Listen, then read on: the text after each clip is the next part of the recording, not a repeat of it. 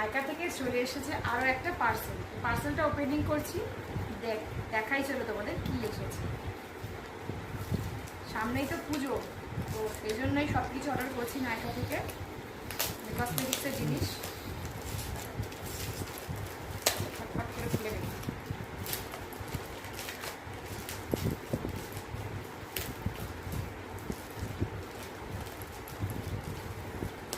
Complete.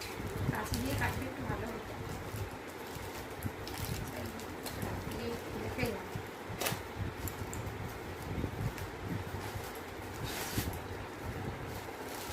কি আছে বলো তো।